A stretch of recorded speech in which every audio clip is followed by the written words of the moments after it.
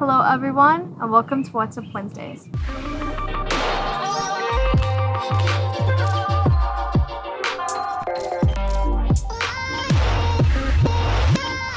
Hi, everyone, welcome back to another episode of What's Up Wednesdays, a weekly video series to talk entrepreneurial advice for startups, travel tips and hacks to travel better, and overall motivational advice to get you through your week.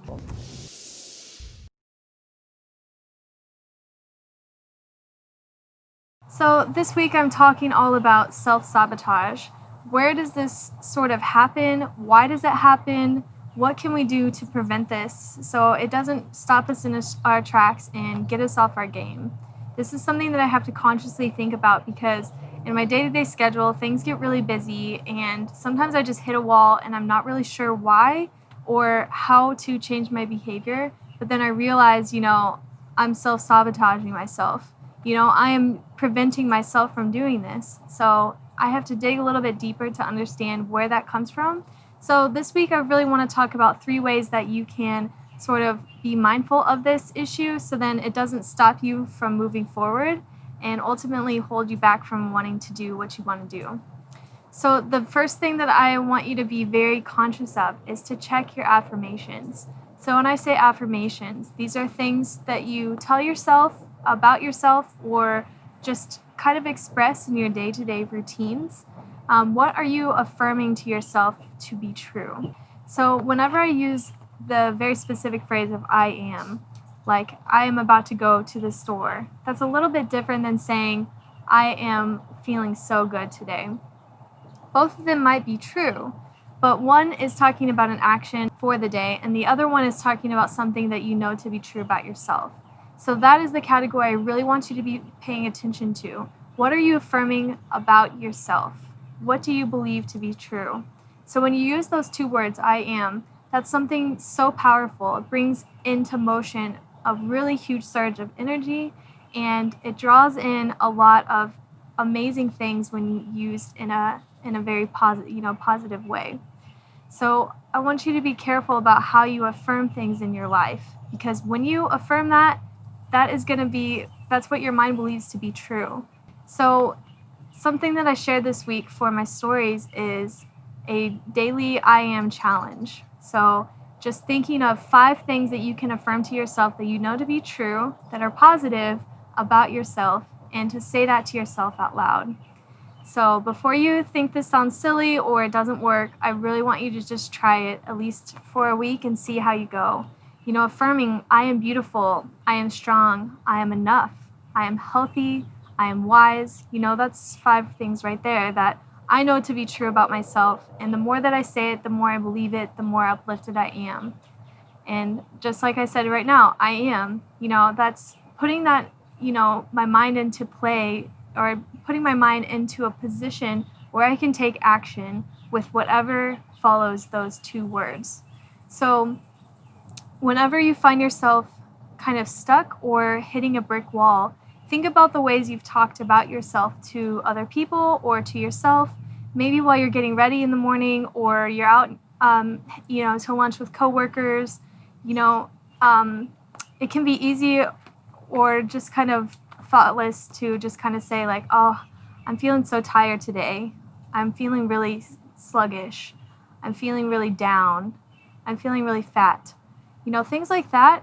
Yeah, maybe there's days where we do feel that way, and that's totally normal. We're all human. We all go through different phases of not feeling our best, but be very careful about using those words I am in that sentence. So if you are feeling not yourself or you're feeling down or tired, change the way that you say that just a little bit. Just saying, I recognize that my energy is a little bit low today, or I realize today is just kind of an off day. I don't really feel myself. That's a whole lot different than affirming to yourself, I am tired, I am sluggish, I am down. Because when you equate those sentences together, it holds so much more weight than expressing, I'm not quite, I don't quite feel myself today. The way that you say it in that context makes it seem like it's just a temporary thing, which it is. So when you use those words, I am, it's a very powerful choice word that affirms a lot. So just be very careful about how you use that phrase. Second thing that I want you to think about in order to avoid self-sabotage and falling into a pit and just kind of getting stuck behind that brick wall is to see who is in your circles. So when you're mindful of the way you talk about yourself to yourself or to other people, how is your behavior changing based on the people that you're around? This is something that is very important to be, mindful of, because the five people that you spend the most time with are the ones that are going to have the most influence on you. So whether it be your coworkers or your family, in a classroom, if you're going to school, think about those 5 core people that you spend the most time with and what sort of energy do they bring into the friendship circle? What sort of things are they telling you about yourself or expressing their opinions about? How does your behavior change, or how do you react to the things that they say or the situations that you're involved in when you're around those people? It's normal to have a few key things that change because you have inside jokes and you have stories and you have lifetime experiences with different people. So of course you're not going to be exactly the same person or talk the exact same way. But if your behavior and your reactions to those people is dramatically different, that's going to cause a really big difference in your overall mood. It's going to create shifts in the way that you talk about yourself and to other people. So just as an example, in previous jobs, I noticed that I was in kind of a toxic environment. When I was around certain people at those jobs, I wanted to gossip a lot, or I wanted to at least hear the stories, tell me the tea, what's up. I wanted to know all the ins and outs of what everyone else was doing. And to a point, yeah, I want to, know what's going on in my friends' lives because my friends, coworkers, you get really close. But past that, I don't need to know all the drama or get involved with the toxicity of things that weren't work related. And if you're in that environment all the time, both in work life or home life or vice versa, then you're kind of internalizing a lot of that toxicity or sort of those negative behaviors that are displayed by other people around you. And likewise, it could be a very positive space. It could be an amazing space to collaborate, and everyone's a free thinker and you're very creative and supportive. So in that way, it's great, and I really hope that that's the case.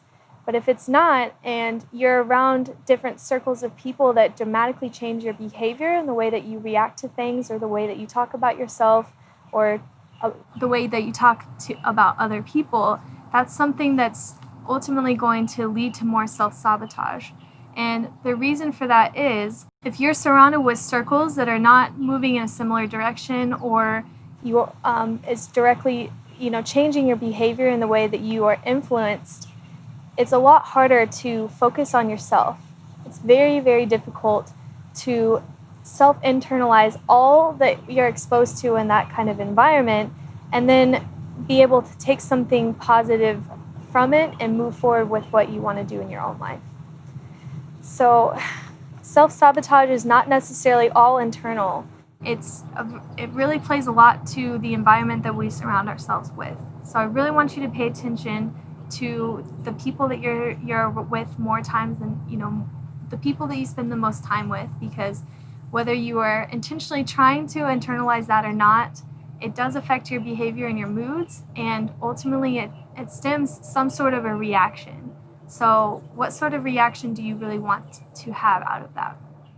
And the third thing that I really want you to think about when it comes to stopping self-sabotage is, what is feeding you? What is feeding your ego? Meaning, like, what is feeding that part of yourself that affirms those positive things about you? What is feeding you physically with the type of food that you take in, or the amount of caffeine that you intake, or the amount of sugar, the amount of carbs, everything like that. I didn't realize how important it was to pay attention to my macronutrients. And once I did, there's a huge shift in the way that my body could perform and the way that the food that I put into my body could pull energy for me. What other things that can feed you is in a spiritual sense or in a very mindful sense. Are you listening to podcasts or reading books? Where do you get your knowledge from? There's a huge difference from getting your news and updates from a Facebook feed or Instagram versus a podcast or something on Spotify or even YouTube. Totally different resources. So that sort of knowledge is a form of, feeding your brain. You're feeding yourself all those good nutrients that come from whatever you're reading and taking in. Other things that feed you is the energy that's around you. So again, coming back to what you're telling yourself and the people that you surround yourself with. All of that affects your mood and behavior in some sort of way. So are you feeding yourself good nutrients with good energy, or is it sort of a toxic thing that you're going to have to filter a lot out just to get something good out of it? So I don't want to make this whole video all about nutrition and health, but when it comes to feeding yourself well, there's a lot of different things that go into our bodies, both mentally, physically, spiritually, that together work in sync when there's a good balance between everything. So it's hard enough to kind of filter out all the negative things that are out in the world as it is, but to let alone put ourselves in a space that's not encouraging us to be fed in a positive way, that makes it even harder to kind of cut through that sludge. So overall, when it comes to self-sabotage, those three things are really going to make a huge difference on whether you can propel yourself forward or stay in the same place that you're at. So just to kind of recap all these points, the first thing that you need to think about in order to stop self-sabotaging yourself is to check your affirmations. What are you telling yourself to be true? The second thing, look at your circles around you. Who do you spend the most time with, and how does their behavior and reaction affect your behavior and mood and reactions? And the third thing is, what are you feeding yourself, both mentally, physically, and spiritually? Because all of that combines together and creates the person that you are to some extent. And it really does make a big difference if you're feeding yourself with the most positive, uplifting energy and nutrients that you can, both inside and out.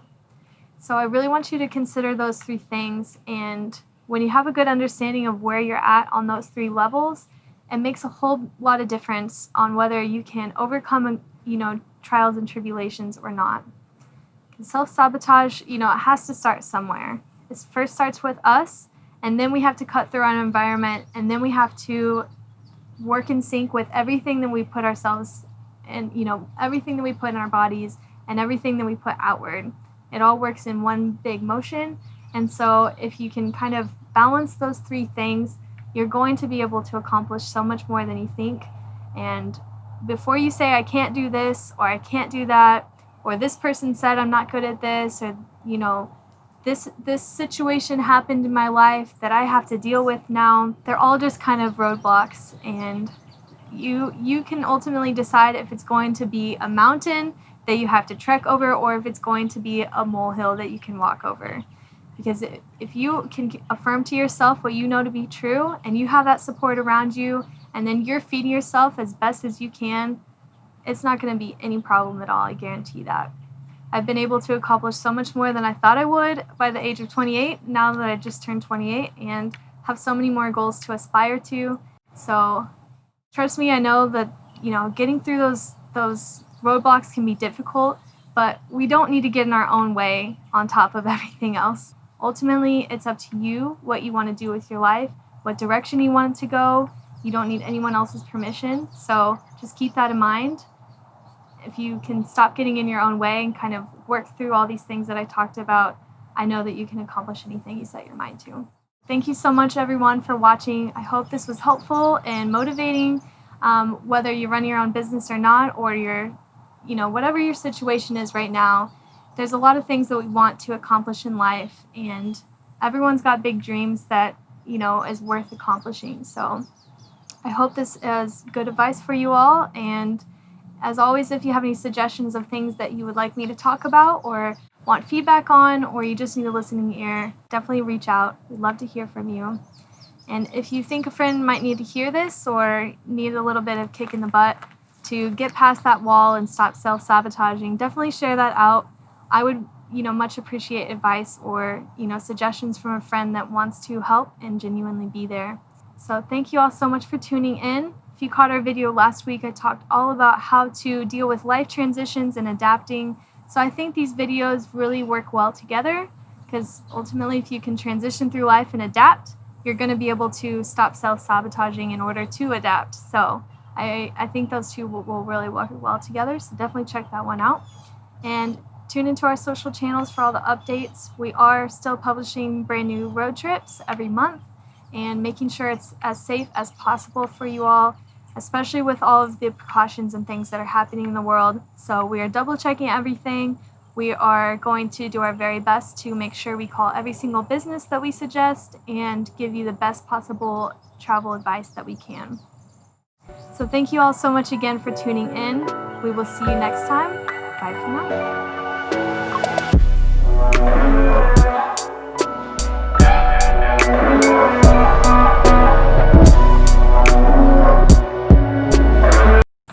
Sweet. I think this one worked out well. I hope.